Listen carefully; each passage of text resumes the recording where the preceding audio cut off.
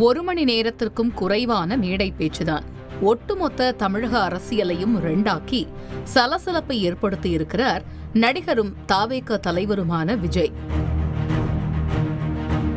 முன்னதாக பேசிய விசிக துணை பொதுச் செயலாளர் ஆதவ் அர்ஜுனாவின் பேச்சும் தமிழக அரசியலில் பெரும் பூதாகரத்தை கிளப்பியிருப்பது குறிப்பிடத்தக்கது.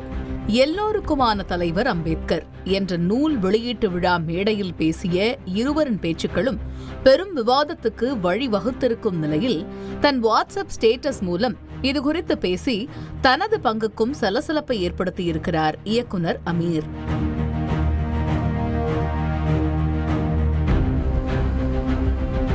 பிறப்பால் ஒருவர் பணக்காரர் ஆகலாம், பணக்காரரை மணப்பதாலும் பணக்காரர் ஆகலாம் என வாட்ஸ்அப்பில் ஸ்டேட்டஸ் வைத்திருக்கும் அமீர், ஜனநாயக நாட்டில் மக்கள் ஆதரவு இல்லாமல் ஒருவர் முதல்வராக முடியாது என தெரிவித்திருக்கிறார். நடந்து முடிந்த அம்பேத்கர் நூல் வெளியீட்டு விழாவில் பிறப்பால் ஒருவர் தமிழகத்தில் முதல்வர் ஆகக்கூடாது என ஆதவ் அர்ஜுனா பேசியிருந்த சூழலில்தான் அமீரின் இந்த பதிவு.